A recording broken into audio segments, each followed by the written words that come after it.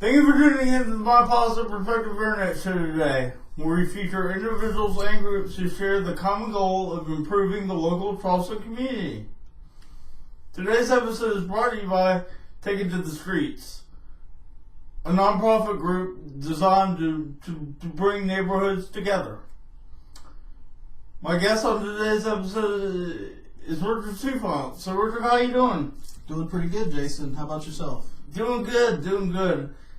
And in today's episode, we're going to be discussing an event that's going to be run by Take It to the Streets. So maybe you could tell me a little bit about the event. Absolutely. So we're having our third annual silent auction for Take It to the Streets. Okay. And I'm on the advisory board for Take It to the Streets, and Yes. it's an event that has grown incrementally every single year. Right. Last year we had it at Seacoast Church. We raised funds. We had a great keynote speaker. Of course, everyone was fed while there, and the auction was just a great time. This year, we're having it at Seacoast Church again. Mm-hmm. It'll be Thursday, October 22nd at Okay. 6 p.m. 6 p.m. October And 22nd? the theme this year is breaking the barriers. Okay. And we want to break through the barriers of a lot of different things. Number one, the founder of Take It to the Street will also be running for city council, and he wants to break that barrier of calling our public servants politicians. Mm-hmm. He wants to get away from that, because he believes that it's all about local leadership. It's about people that want to positively change the community for the better. Yes. And so that's something that'll be our theme for this year's breaking those type of barriers. And it'll be a great event. It'll certainly be great. It certainly will be. And of course, Seacoast Church is located in West Ashley on the Savannah Highway, right where 526 kind of ends.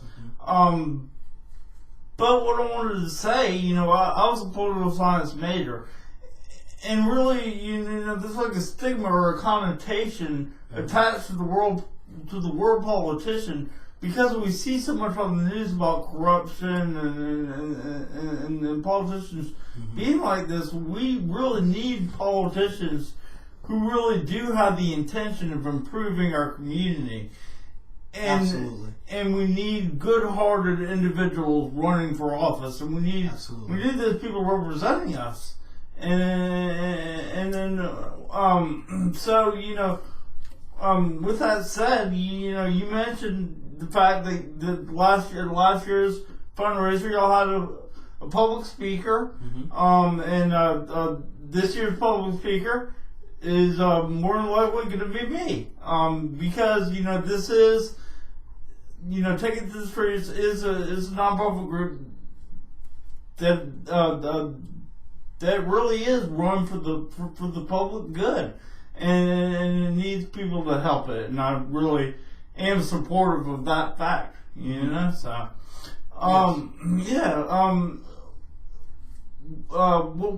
what else could you talk about the event?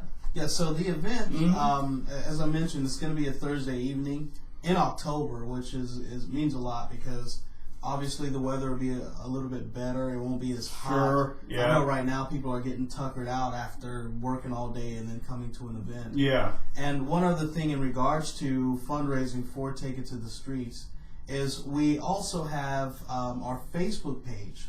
And this is for folks who want to donate on a monthly basis. Okay. Who want to take the journey with us as we improve and we see positive change within the Dorchester, Wayland, and Terrace communities. Yes. That Facebook page is facebook.com/TI2TS. Once again, TI2TS. Okay. So if anybody wants to join the Facebook page and like us, or if they want to donate on a monthly basis, you can go directly to that page, and it outlines how to do that. Yeah, or of course, if they want to participate in an event, or just show up at an event. Absolutely. And then they can receive that education, that love and support of the community, all those beneficial things.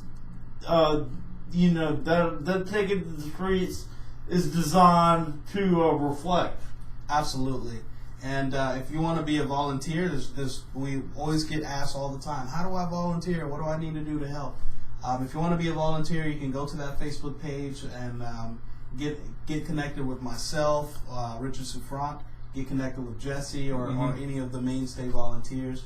Or if you are someone who's in need of help, you can also go to the page and say, hey, I'd like to come out and participate or bring my kids or I'm maybe in need of some groceries or whatever the case may be. So we definitely see that page from two perspectives. And I'm glad you brought that up, because sometimes the hardest thing to do is to ask for help. Right. And what would you like to say for somebody out there who may be struggling and just not willing to admit it?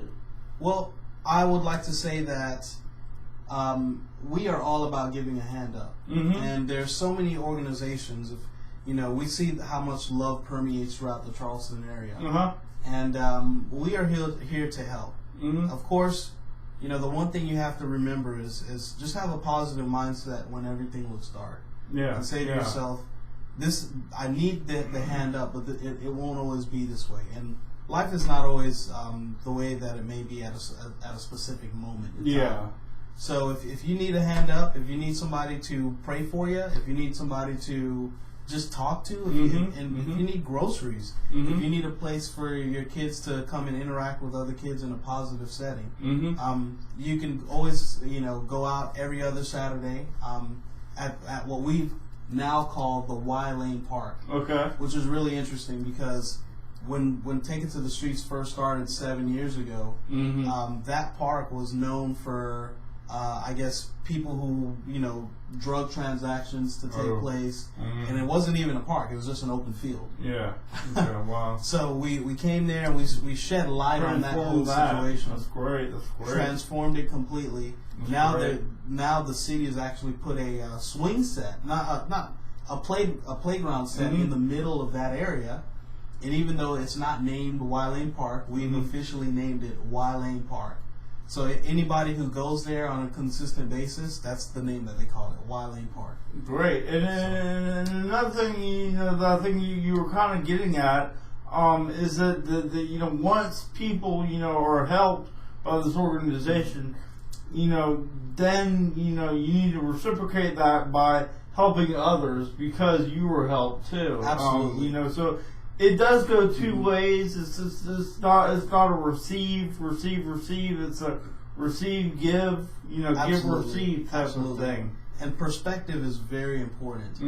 We actually did an event I'd say about a month ago now, and it was one of those days in Charleston, South Carolina, 110 degrees outside, and the kids were there. They barely wanted to move from under the tree, of course, because there was shade.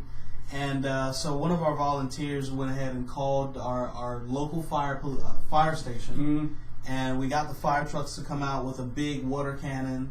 And one of the other volunteers went ahead and donated a water slide. They donated of course, the money to buy a water slide for that time frame. And we started to just have a blast. By painting the whole Y Lane Park area with water. With just getting the kids to interact with their local municipality and those services that we offer. Yes. That offers a lot of perspective because, number one, you're building a relationship. So most of those kids in a neighborhood like that, they don't understand the relationship that someone like a fireman or a policeman may have in their community. So by bringing that type of positive perspective to them as children, that's something that goes a long way from that avenue. But also from the perspective of when something like that is done, this world is one in which bills are always need to be paid. There's always a deadline. There's always a place you got to get to, and you don't have enough time. But when you really see a kid come up to you and say, "Hey, this is the best. This is the most fun I've had all summer." When you see a kid say that to you, it brings a lot of perspective, and you know why you're doing things. Okay, well, thank you so much for coming on, Richard. Thank y'all for tuning into the My Positive Perspective Internet Show. Have a great day. On a sunny day, I feel my thoughts drift away.